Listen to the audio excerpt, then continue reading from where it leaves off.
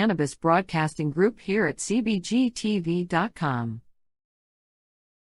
Individuals during this broadcast are their own and may not be the opinions of their group or other organizations they may be involved with. All medical advice during our broadcast is not a medical opinion and should be checked with your medical physician.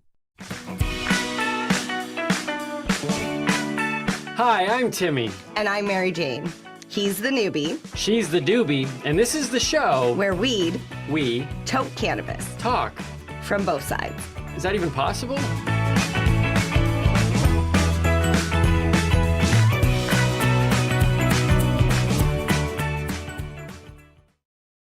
This podcast is for adults only, should not be used as a meal replacement, and may contain nuts.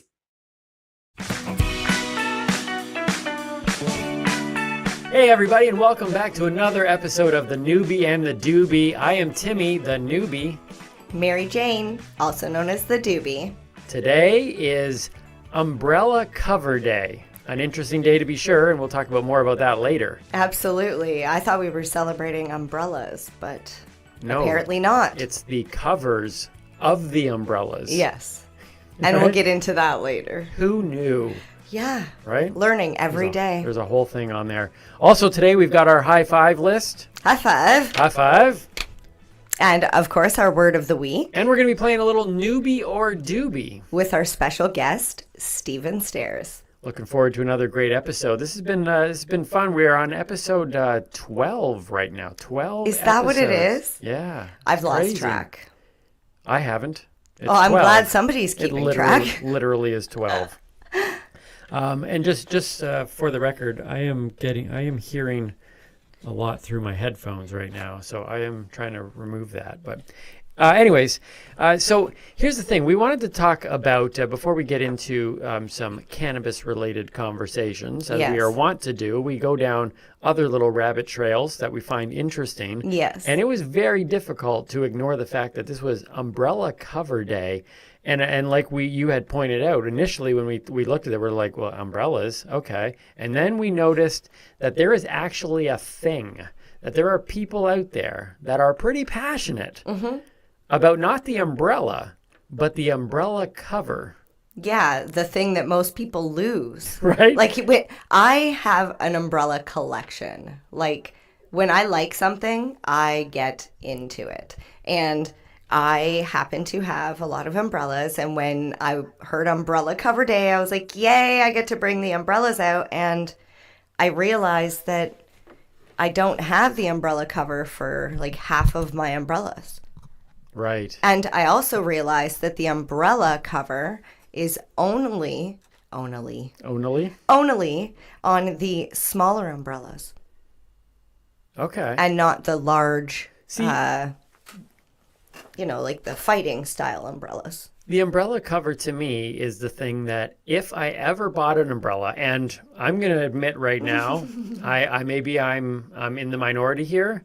I don't buy umbrellas. So you're saying that your two umbrellas here you didn't purchase? They were gifted to me. Okay. People gave them to me because they have connections to things that I enjoy in life. But if it's raining, I go walk in the rain. That's true. There has never been a time that I have walked outside and felt that it was raining too hard that I needed an umbrella. I put my hood up maybe and go. At the very least, I take my pants off and just enjoy the afternoon. But there is singing in the rain. So umbrellas to me are I don't really utilize them in general, but I do have two that I enjoy. See, I think they're an accessory.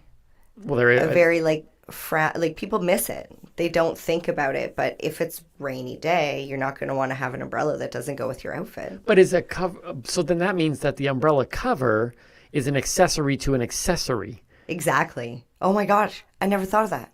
So here's where I think the market is leading. Then I think what we need to do is to create a protective cover for your umbrella cover. No.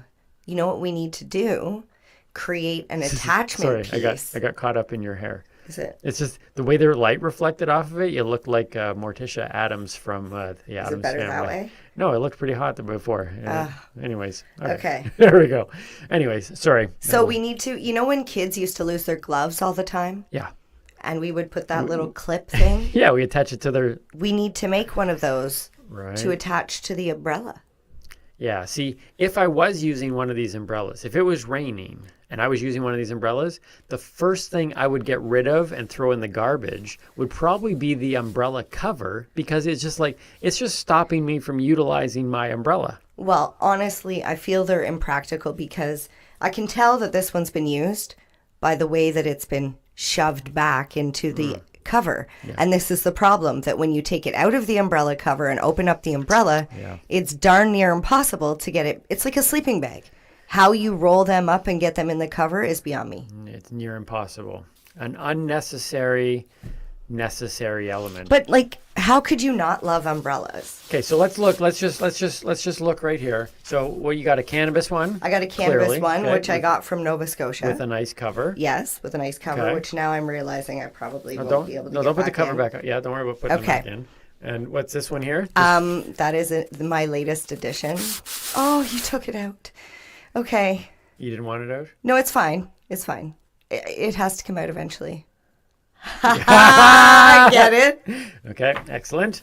High five. All right. That deserves a 5.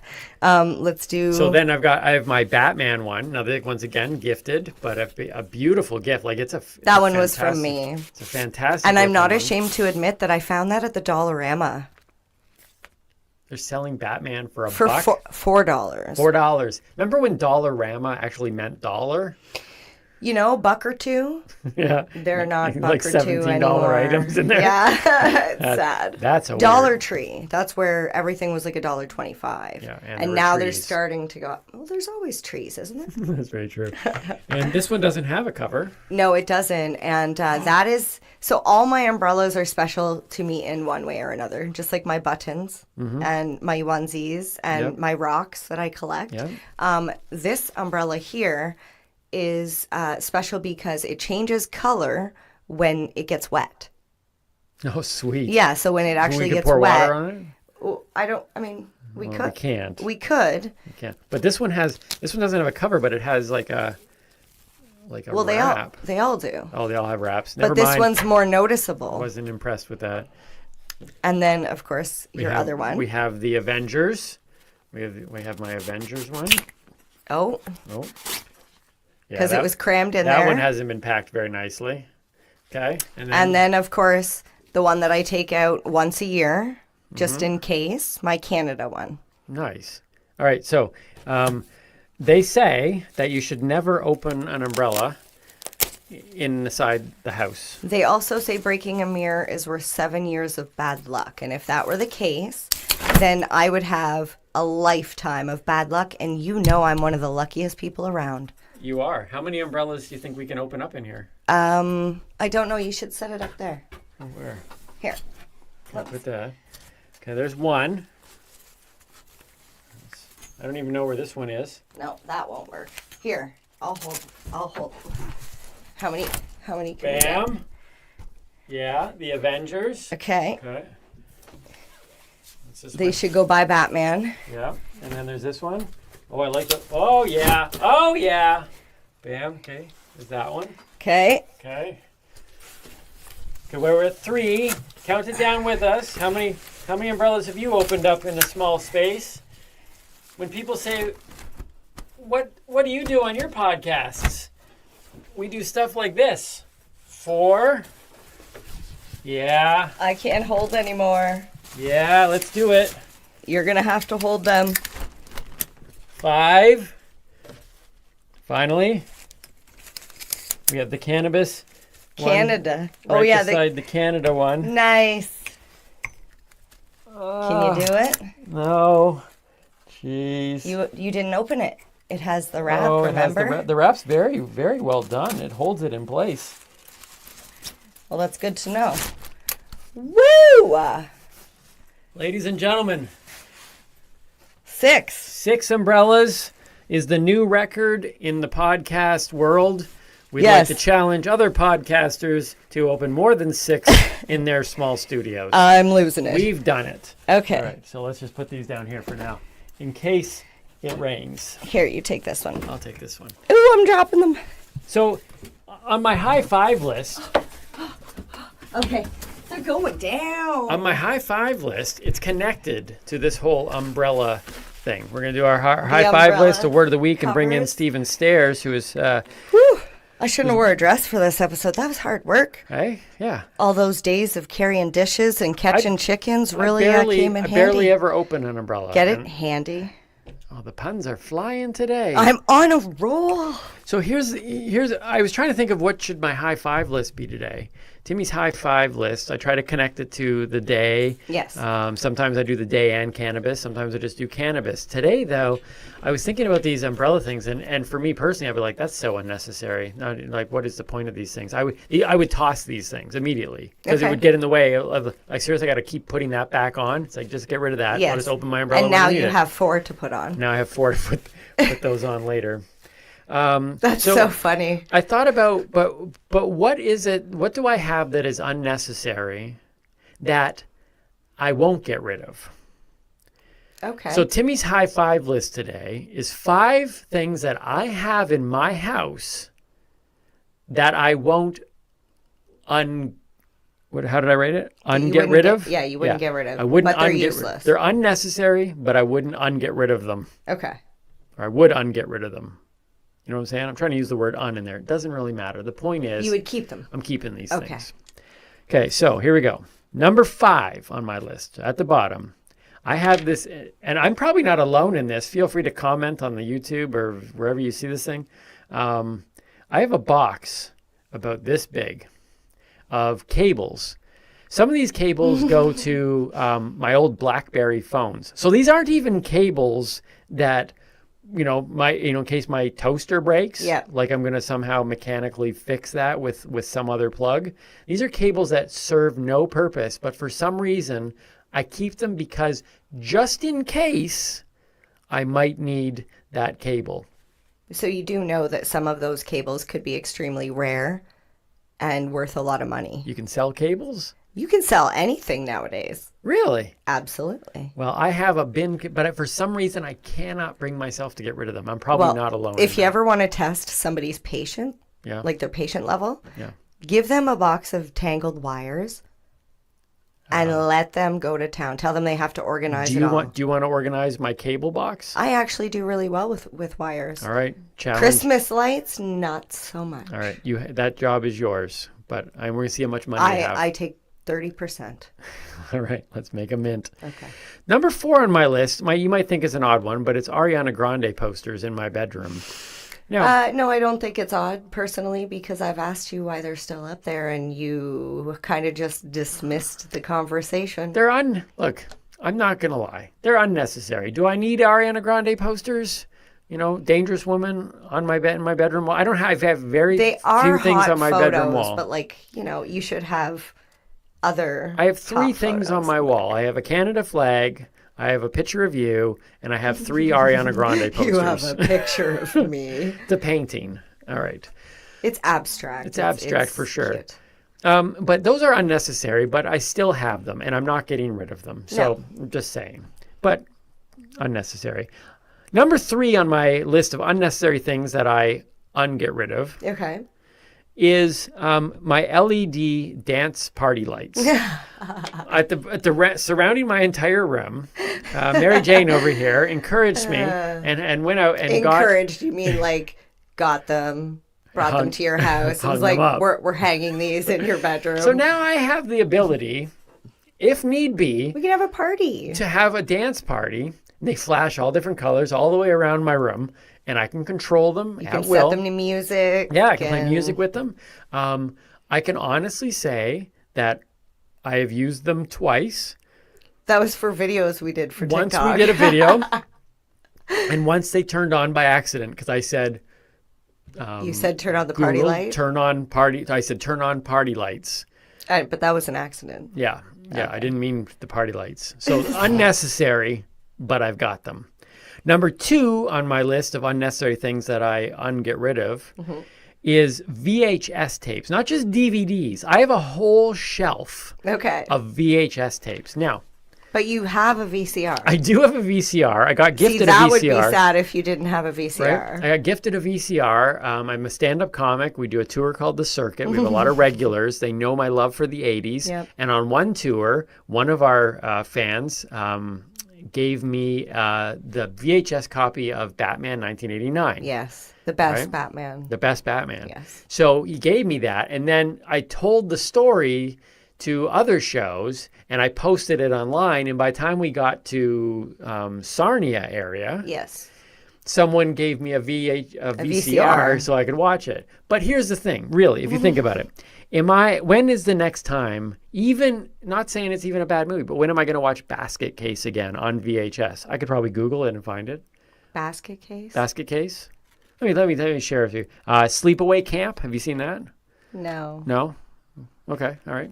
Have you seen Basketball? Xanadu? Have you seen... I know the song. Oh. Do you know Basketball? I do. You have it on VHS? I don't... VHS wasn't even around when Basketball came out. Oh, well, see, that's the thing. I have these movies on VHS, but am I going to get rid of them? Do you have No. any of the old Disney movies? Because those would be Yes. worth money too. I actually do have those.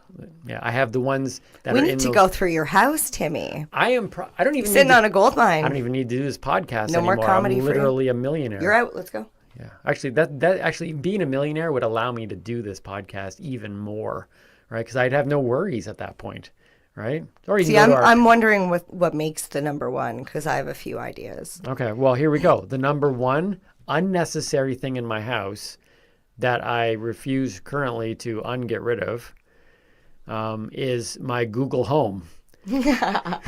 Listen, That's funny. That's not what I thought it was. I walk into my bedroom and right here, for those in the podcast, literally like an inch away from my hand is my light switch. That's and like I could right just where, light switches I are could when you just walk in switch the it room. on. Yeah, for those of you who are listening, Right on the wall. just think about where your light switch is. I could switch it. But instead, I look over at it and go, Not today. Google, turn on bedroom lights. No, you don't. You walk in your room and you say, "Hey, Google, I'm home." Okay, that's true. Okay. And what does it say? It says, what is it? Wait. And all the people Oh, rejoiced. that's right. And all the people rejoiced. Okay. Yeah. And the lights turn on, and let there be light. And when I go to bed, I say good night, and it says, Timmy, you're awesome. Yes. Yeah, I didn't set these things up.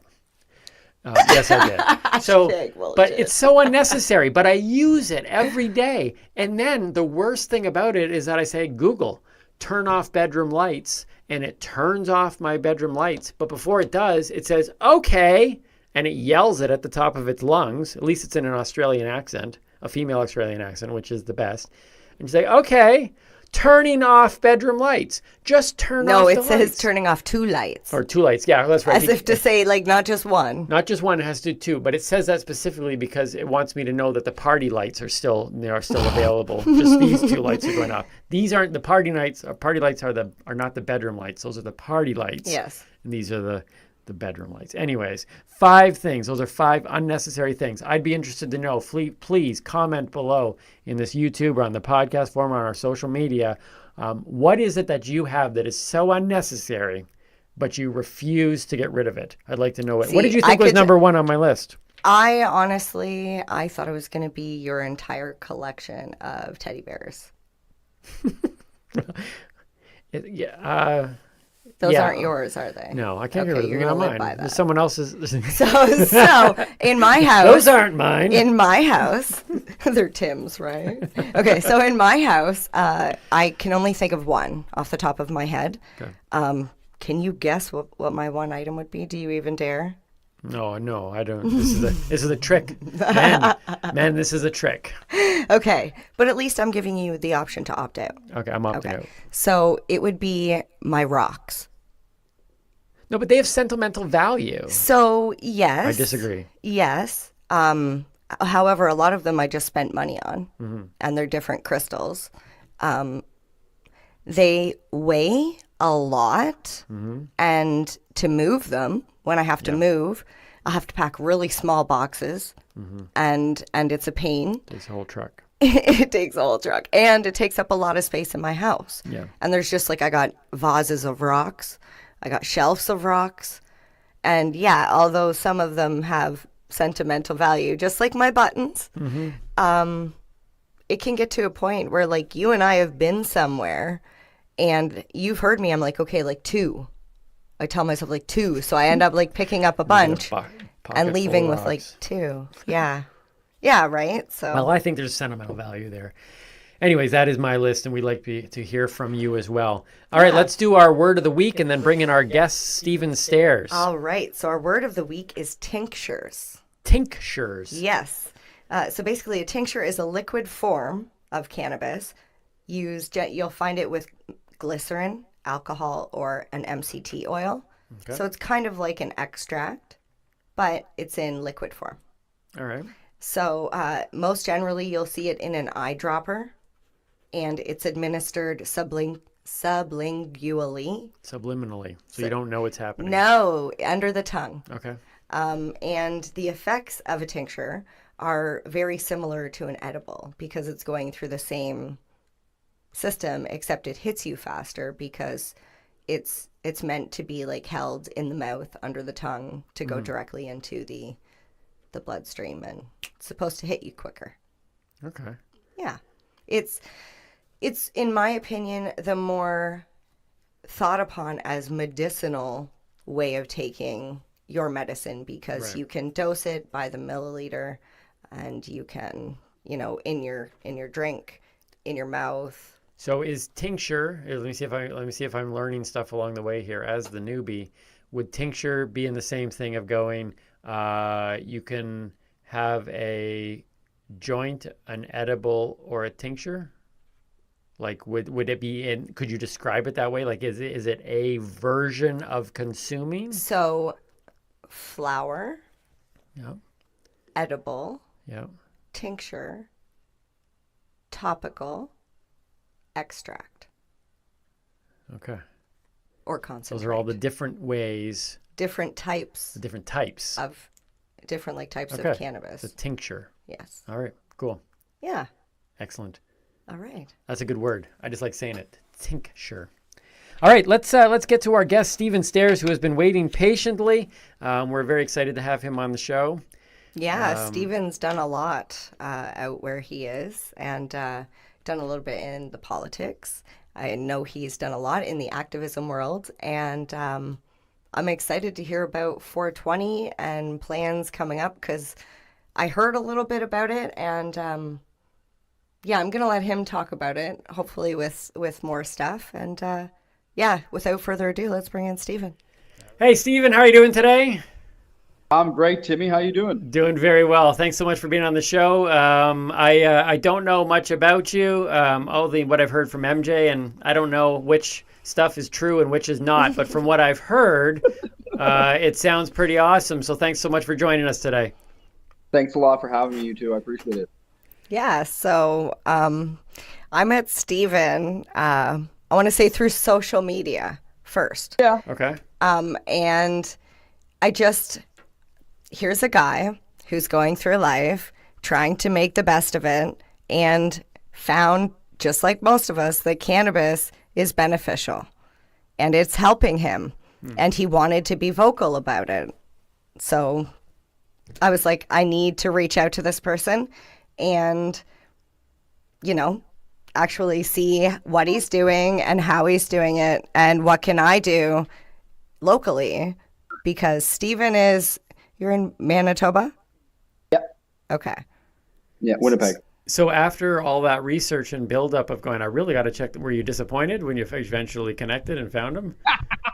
No. No? Okay. Absolutely not. Right. No. Fair enough. And even less so when I met him in person. Okay. Yeah. All right. Nice. So Thanks, MJ. now, Stephen, I don't know. I assume you might be aware just simply by the title of the show that she's the doobie, I'm the newbie. So I'm always very interested in how cannabis even became a part of your life, how you entered into the community. Have you always been involved in it? How did that journey begin? Well, I have watched the show, so I get the premise. And honestly, your two banter is perfect. It's exactly what the internet needs right now. Thank you. Yeah, no, but it keeps me entertained. Hilarious. I was laughing a lot during your five high five things. Man, I've got beta clips, VHS, everything. Man, we could talk. Uh, and I don't have a beta player, so it's kind of sad, but That's whatever. funny. But no, I got into cannabis kind of on a whim, actually. I mean, I always used cannabis as a kid, well, kid, but teenager in my adolescent years. Um, and then I didn't smoke cannabis for about 3 years. It was just a lifestyle thing. I wasn't doing it. And then I was at U of M and just starting my political science degree. And someone mentioned to me that I should get into medical cannabis. And that was in 2009. And I thought, well, that sounds cool. And then I did a little research on the paperwork and kind of parlayed it into a advocacy career at the U of M. And then, it snowballed into this first student group of its kind in the country at a post-secondary education institution for medical cannabis. And I rolled with it from there. And ever since then, I've gotten the medicinal benefits of cannabis, but also the social benefits of creating a dialogue regarding the change that needs to be encompassed with cannabis. And that's given me the passion that's driven me for the past 11 years to constantly fight for not only the needs of cannabis users, but cannabis itself and how we interpret it in society and how it's accepted. So, So what do you use cannabis for, Stephen? Tell people, please. oh yeah, this will get you. So, I am legally blind. I have a cane. It's a good time. MJ's seen me. I can trip over the best of things. I thought he was just falling for me, but nope. I thought he was just high. uh, nope. I was tripping, but a different kind. No, but I have three genetic eye diseases layered on top of each other. So I have something called glaucoma, which I'm sure most people are quintessentially familiar with regarding, the cliche, stereotypical cannabis jokes. It's good for glaucoma, right? It is. It really is. And I also have something called RP, which is retinosis pigmentosus for all you nerdy ocular people out there. But that's a scarring of my retinal tissue. Picture it as like a frayed extension cord wire from, your appliance to the wall. It still works, but it doesn't work properly. And then I also have cataracts on top of that. Oh, wow. So, yeah, I actually had my cataracts removed 2 years ago, which was fun because that was a trip in itself.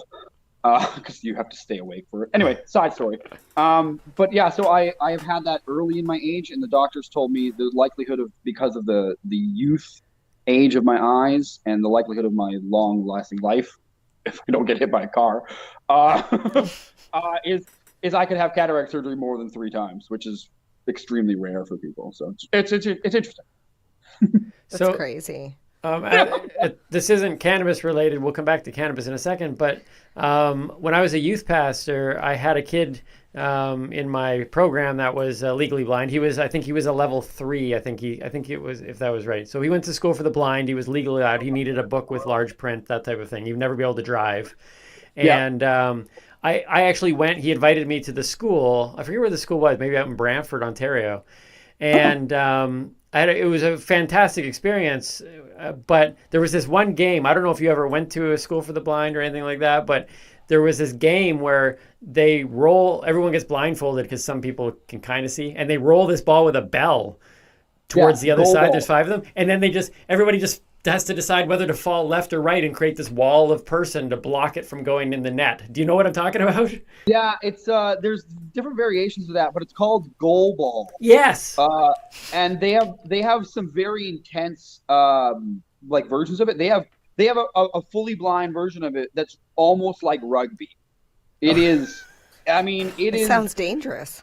Oh yeah, man! You see these blind people, and seeing these blind people is a funny pun already. But they have no stopping them. There's no, the inhibitions are gone. It's literally, I'm following that sound.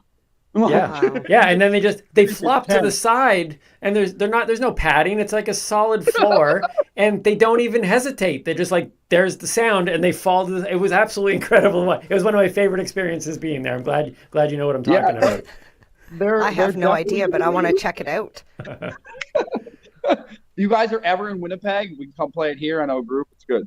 Sweet. Okay. I would try that. Blindfold me. Sign me up. Oh yeah. Yeah, let's do that. See, I've always believed that you should try and experience somebody else's their perception. Like, I wanted to spend a day or two. I know there's no way from a day or two I would ever know what it would be like to be in a wheelchair, but to actually be in a wheelchair for 2 days and try and do life, because just going shopping or trying to get in the bathroom. Yeah, I was just to say, try to get into a stall. You know? Exactly. Yeah. Well, that's exactly why I tried cannabis, right? It was like, well, I got to live a day in the life of a cannabis user, and it ruined my bowling score, Stephen. So I will never try it again. My bowling score is way too important to me. Yeah. As a blind bowler, I'm actually pretty passionate about how high my score gets. So I feel you, Tim. That's funny. So did I hear this correctly as well? Whether it was through MJ or maybe you hinted at it. Politics, is that in your frame of work? It's probably the making change, right? You want to make change, so. Yeah, I learned at the University of Manitoba, taking political science, that in order to fix the problems, like I was originally in social work, okay?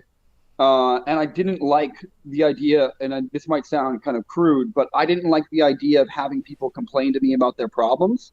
I wanted to fix the things in society that cause them to have those problems. And that's a systemic issue. That's a policy and framework issue that only comes from politics usually, right? Sometimes it comes from non-governmental organizations, but generally it's politics. So I figured, well, I don't really trust any of the politicians. They're all affluent people who've never struggled or had to pay a cell phone bill or worried about what's in their fridge. They're all these, I'm not going to lie, now it's changed a lot, but 20 years ago, that's all it was. It was basically affluent people who, white men who called the shots. And I figured it'd be smart to have a disabled person who maybe has had a hard time in life to actually know what it's like to be part of society and have things, be a chore, be a struggle, to be a real citizen of this country, not an overly privileged one. And those are the people we need in power in Ottawa making decisions. So I ran for the Green Party. In 2015, the year Trudeau came into power, I ran for MP that year in Winnipeg. And then the following year in 2016, because I didn't get elected, clearly, I ran in 2016 for MLA. So. Wow. So I could have been a politician back in the day, because I didn't pay my phone bills either. Well, there's still time. You could still be a politician. I just find it so much easier just to open up an account with another company. Yeah. There's a chance. So what is the battle in the legality of cannabis? Obviously, Canada is legal now, but what I'm finding, coming in from having no knowledge really, is that legal cannabis still comes with a lot of things that kind of are causing kind of people going like regulations. How legal? Yeah, okay, how legal is this? Do you remember I told you Stephen lives in the only province in Canada that does not allow home growing, even though Canada has said you are allowed to grow at home. Yeah, that's what I'm trying to get at, is that, so having a political mindset and being in that in a province that is doing that, how are you going about making the change in that? Is it a hard fight still? Like, some people think, the battle's over because legalization happened, but apparently the battle's not over. No, I mean, that's a great point, is that legalization, all it did was just cause the fight to have a different battlefield. I mean, in my advocacy, I've always been a proud, proponent of the idea that you need to know when to hold up a protest sign and you need to know when to sit around a board table. And if you can do both of those, you will be a successful cannabis advocate, or any advocate for that matter. But I mean, if you talk about the serious systemic changes that need to be made in Manitoba, Mary Jane touched on it. I mean, well, technically Quebec has a ban on it too, but that was ruled unconstitutional. The province is appealing it, but the appeals court is most likely to uphold the decision because it's a constitutional thing. So Quebec is pretty much taken care of. Manitoba, with our ban, it has a provincial constitutional challenge here started by a guy named Jesse. Good. However, the constitutional challenge thing is such a slow process. And costly process too. It's a costly process, but I mean, luckily he's had a lawyer who's kind of helped him out. And, you know, the thing is that, you know, if it's ruled unconstitutional, the court costs are put on the government.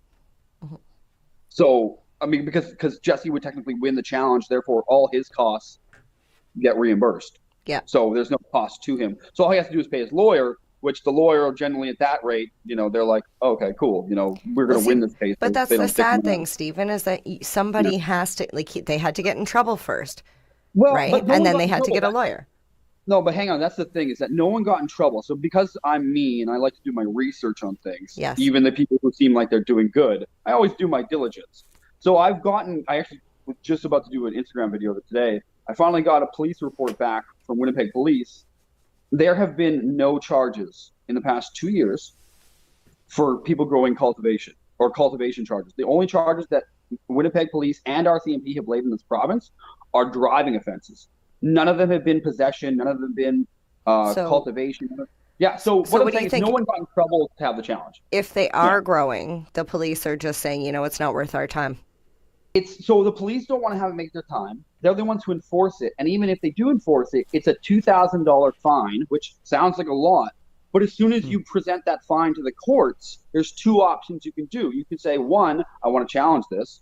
And what they'll do is they'll say, okay, because the constitutional challenge is already in place on the ban, the provincial courts in the criminal code will then put your case on hold, or they'll stay the proceedings until that challenge is dealt with, because they can't move forward on yours when there's a challenge up already. Right? It's got to lay precedence. Right. So basically everybody right now, and this is what I've been doing outside of that political how you change the law thing, I've been telling people to grow.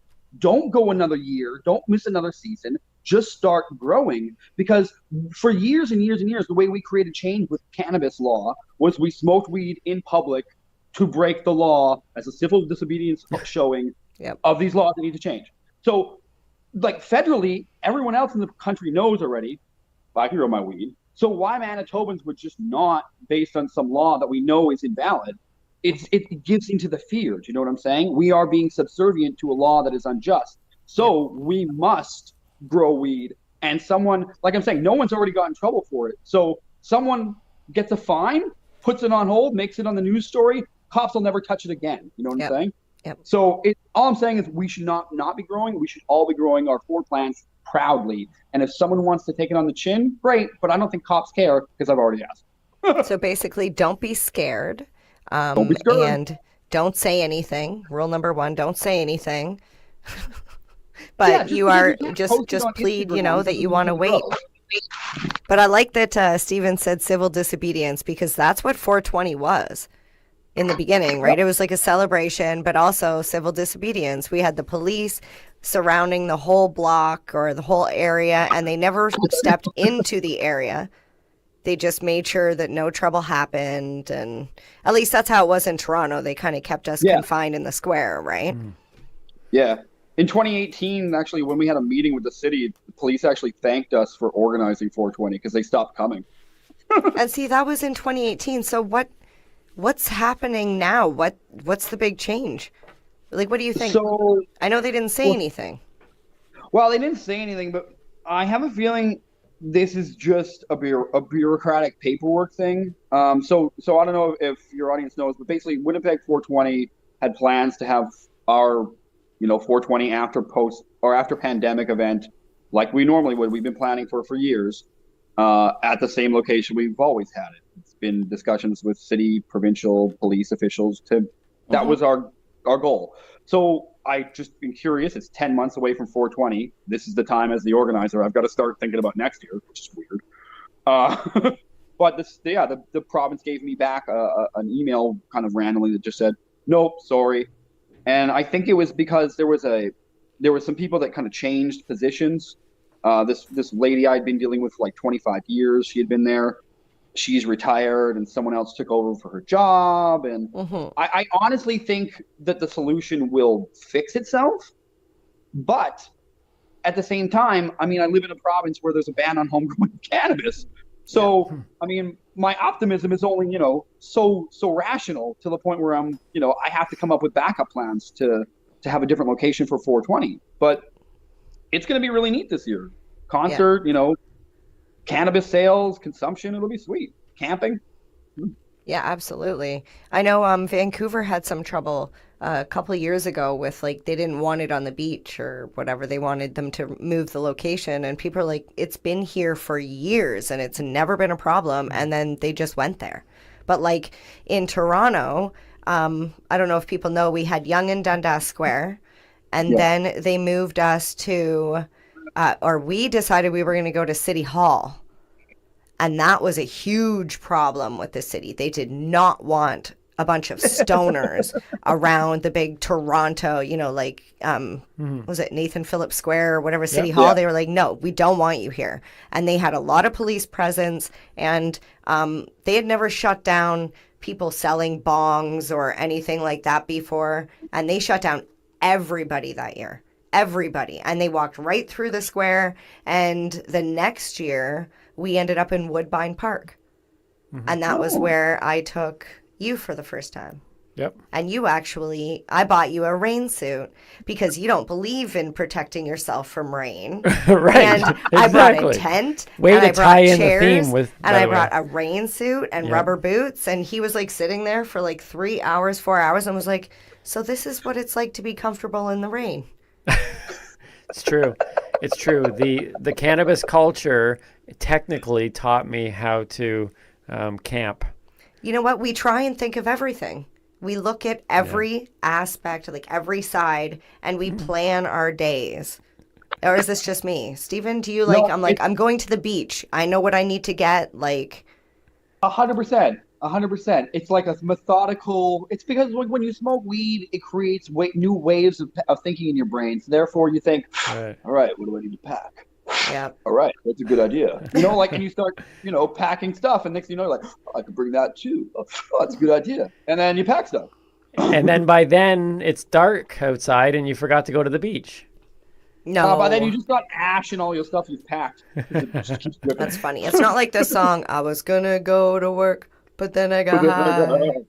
Well, you've encouraged me already to into this civil disobedience thing. In Toronto, I'm actually, maybe next weekend, I'm going to go drag a dead horse down the street. Apparently, you can still go to jail for that. Sunday, if it's on Sunday. On a Sunday. So I'm actually going to do that. Yeah, Yonge Street on Sunday in Toronto. Yes. Drag a dead horse down. And I don't think that's illegal. A legit rule. I'm going to try that. Yep. But I think it's a $10 fine. Maybe I won't try that then. No you got $10. That's not worth it. So what do you think is going to be the impetus to change that particular setup in Manitoba that is still kind of causing this problem? What is going to cause that to happen? Just more civil disobedience? Well, I think the old adage of grassroots cannabis advocacy needs to come back in full force. With legalization, society basically fell off the map regarding their interest in cannabis. Oh, cool, I can buy it, great. But all the nuances of legalization and where it can be sold and all those kinds of things are only cared about by the people who really cared about cannabis, the real advocates. And unfortunately, those are very far and few between. So it's almost like after legalization, the hardcores out there are at a point where we need to create another group of people in this after legalization society who are just as passionate, who realize, oh yeah, we still got a lot of work to do. And that's where that change will come from, where it's not only just business owners who are being involved, it's users, cannabis users, that sounded bad. It's everybody who's part of that society being part of the change, rather than it just being the one or two really loud people who it was before. Those might be the drivers and the impetus, like you're saying, but it needs to come from society as a whole. And I think with legalization, we've gotten past that hurdle. Now it's more of an education thing, right? Yeah.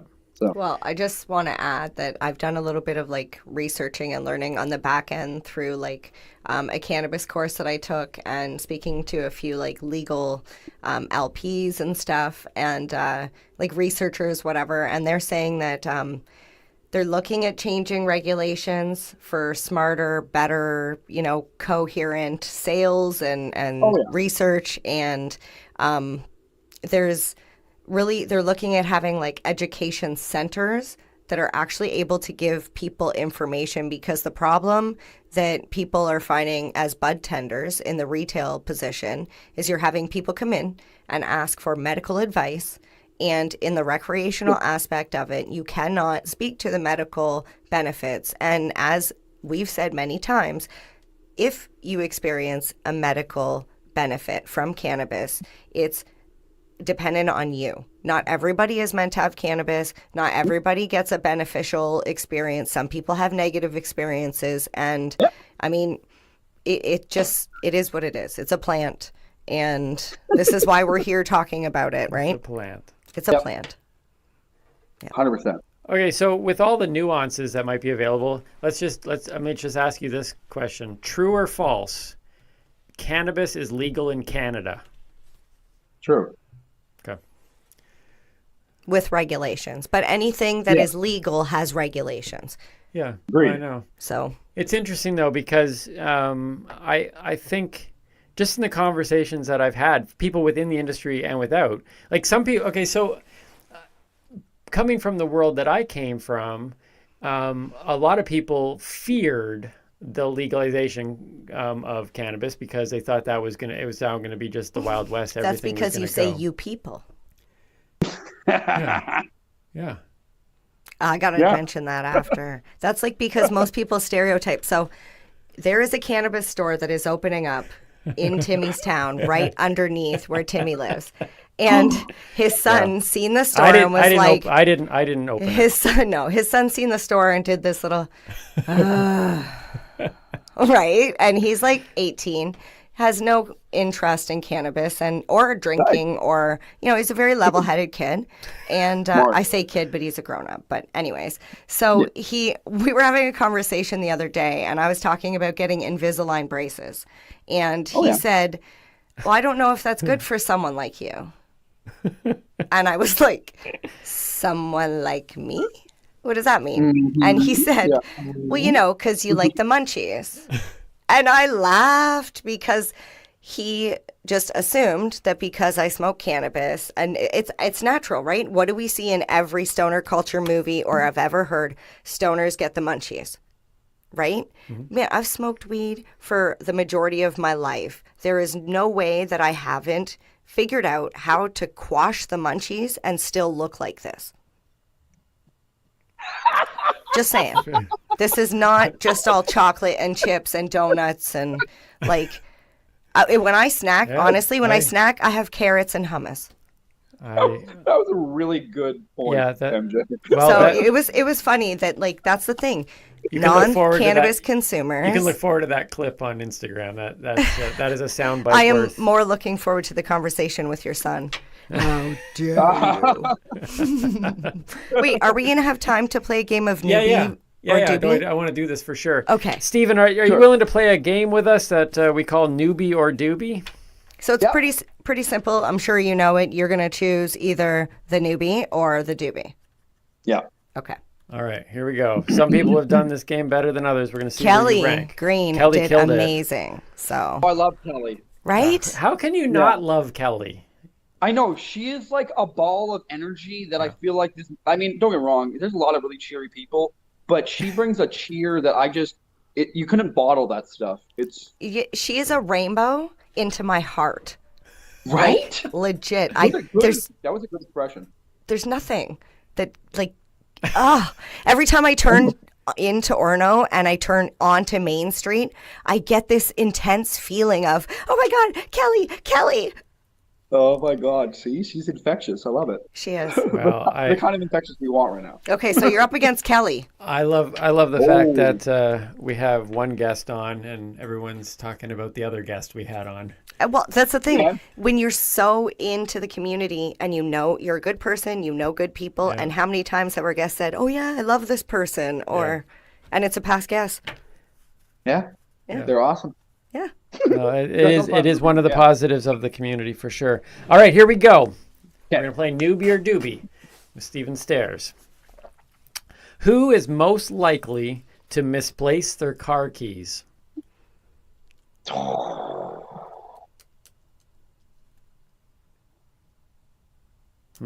The newbie. No, I am most likely to lose my car. I can never find where I parked my car. That's true. Really? But MJ loses her car keys all the time. Mine are always in the place. Dude, where's my car? What's funny is we drove to the hotel last night and we're standing there checking in and Timmy's like, "What's the license plate number?" And I'm like, "I don't remember." And then he's like, "What's the make of the car?" And then I start telling him his vehicle and he looks at me, he's like, "We drove your car." And I looked at him and was like, "Oh," he's like, "You drove." I was like, You drove "Oh your my car. God, I forgot." And I didn't even smoke before we left. It was late. It was late. It's never the weed anyways. No, never it is. So I might lose my car. She loses the car keys, except for last night. That was a different thing. That was weird. Good to know. Okay, number 2. Who is most likely to disappear and never return? Disappear and never return. Yeah, I know these are deep questions that most people don't ask. Newbie or doobie? I've got to say MJ. No, I could go nowhere. Really? I love people way too much. Oh, the That's what I moment figured. But I the figured moment he this has a kid. podcast generates enough cash that I have enough to sustain myself, I am he's out of gone. here. I might still do the podcast, but it will be from a remote location, probably a beach place, and I will never come back to society. Never. And you will see me at every event. So I know that, but I really figured the kid was his anchor. You know, but I guess his kid's 18. He can screw off. It's all good. yeah, no. Stephen, I have 2 kids. I have I have an 11 and a 16-year-old. The 18 thing I figured would be like the grown up. I mean, 16-year-olds are their own independent kid already. My 11-year-old didn't want to have anything to do with me. He figures that's why your 18-year-old's still at home. My Now I really get to 18-year-old look knows- forward to that conversation. Yeah, he's at home. I'm really bad at this game. All right, so 0 for 2. Kelly was already 2-0 at this point. That's funny. Here we go. Who would be the first to die in a zombie apocalypse? Newbie or newbie? Yeah. Right? These Well, are I want mind-bending. I want to say MJ then. Yeah, Yeah. that would be me. Yeah. I'm not yeah. running anywhere. MJ absolutely would I be just figured you're so nice, you'd like offer the zombie like a joint. Be like, "We No, talk do you- about this?" Honestly, you know what the problem is? I don't see anything other than people. I see people. Doesn't matter if you're, you don't see gray. black, white, what color you are, what gender you are. I just see people. So I would look at a zombie and be like, "Oh, did you want a light?" Yeah, that's the vibe I got. That's Yeah. the vibe I got. Yes. Well, and I love comedy so much that if I saw zombies coming towards us, I would run and push MJ to the ground because those scenes in movies make me laugh so hard. That's true. Or when adults like make When a they push- kid cry. When they push children. You like when kids cry. Like that scene in Billy Madison where he's throwing the dodgeball balls at the kids. Oh yeah. Oh yeah. Yes. Funny every time. Here we I go. was thinking Steinfeld when George pushes Yes, all those with George, people in the right? fire. It's Yeah. always funny. That's So what I would push her to the ground for humor's sake, and then find out like, oh, wait a minute, oh, that was a bad idea. But by then it'd be too late. So then it's just save yourself, Timmy. That's funny. Here we go. You're 1 for 2. 2 questions to go. Most likely to fake their own death. Who's most likely to fake their own death? You. Yeah. Newbie. Yeah, that kind of sets up with the never return thing. Yeah, you actually want to have your own funeral, though. Yeah, I'm actually going to set up a fake death that's public. I'm going to tell everybody about it, bring everybody in, get people to write their statements of how much they love me, because I won't be there when it actually happens. So I want to do this whole thing. So I'll invite you now that you've been a guest on the show. See, I just suggested we should do it for his birthday. And then, we'll have the coffin there, and everybody will know it's his birthday, but you must show up in black, and you must be sad. Yeah. People think that's kind of morbid, but I don't know. I think it's good planning. We talked about planning earlier. I think I want to make sure that it's all done right? Yep. Good planning. So 2 for 2. Here we go. Last one. Noobie or Doobie, who is most likely to look best in a kilt? Oh. Have you seen my legs? No. I'm intrigued now. Right? So you would think this would be an easy one. Well, I think it would be an easy one. I want to say MJ. Right? But I'm going to go with Doobie. Me? He's going with Doobie. Is it me? Yeah. It's me. He picked you. Okay. No, is that the answer? I don't think that's the answer. Oh. I have these yoga legs that are outstanding, quite frankly. I'm a little bit. Well, what does the card say? Well, the card says it's me. Oh, okay. Oh, no. But then again, I wrote those cards, so maybe we just need to get a kilt and take a photo. See, that's what we're gonna do. I'm gonna get a kilt. Side by side, put it up online. Okay. Definitely. So based on the card, you got that wrong. So you were only 2 out of 5. Although, quite frankly, we're still undecided on the last one. We need to. Okay, well maybe we'll put up a picture of both of us in a kilt, and people can vote on that. But Stephen, I hope my sensibility comes in. Stephen, I want to thank you for. I'm blind, but I'm not that blind. Okay, well, we'll make sure it's a picture you'll be able to be able to see and enjoy. We do want to thank you for being on the show, though. I want to thank you for all the insight you've done. Just I don't think we've had anybody really go into the some of the political and legal angle in terms of our guests, and so we appreciate that, and we hope you continue. Maybe you'll be elected one day as Prime Minister. I would love that. I need a cabinet, so keep your ears open, all right? Okay, all right. Do you have a preference in type of wood? Mahogany. Mahogany, okay. Every once in a while, she tries to pretend she's the comedian, but very well done today. Very well done. Thank you. Well, thank you for coming, Stephen. It was fun, for sure. Oh, I love you, MJ. Timmy, you're the best. Thanks for having me on. I really appreciate it. And you guys, your clips, your shows, keep me entertained the whole time. Seriously. Thank you so much. Well, We'll put some links so people can find you in our descriptions, and hopefully that brings the people your way as well. So thanks so much for spending time with us. No problem. Thanks for having me, too. All right, take care. Bye-bye. Well, we can announce right here that we have had the future Prime Minister of Canada on the Noobie and Doobie podcast. You heard it here first, folks. It's official. Yeah, that's pretty amazing. I've never had a future Prime Minister on the show. I've never been to the future. Well, I remember struggling when I was human that I would always be concerned about I would never be able to get to the future. But those days are past. Are you going to tell me that time is not a linear thing? We just perceive it as such? I'm not actually at liberty to tell you any of that. So. Oh, okay. Let's just wrap it up because now this is getting on awkward. That note, I'm Mary Jane Baker. Is that that's how we're literally going to do it? Sure. I'm Mary Jane Baker. Hold on. No, I think I start. Sure. All right, here we go. Go ahead. Episode 12. So this is funny. You can go first. Just for our flat out endings, this is like take 12. Like we haven't hit an ending yet. So this is like take 12.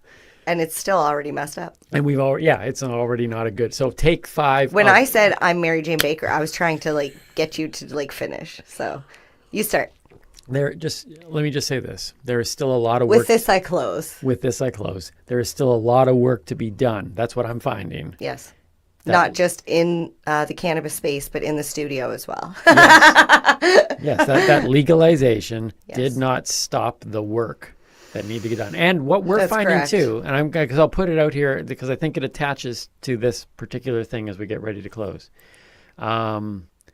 We have been seeing, we have been posting stuff online, and our stuff isn't even like the stuff we put online. We try not to even mention cannabis too much in it because the social media spaces still aren't comfortable with it. So just because legalization happened didn't mean that the work is done. Imagine being a legal retail establishment and not being able to advertise like that. Right? Like, I don't understand how it's even possible that a bus can have an advertisement for a beer, but a cannabis company cannot. I'll get into that another day. Yeah. Well, But anyways, are we Yeah. good? I need a let's smoke close. break. I'm Timmy, I'm MJ. Stay lifted. and keep on laughing. Cheers. Cheers.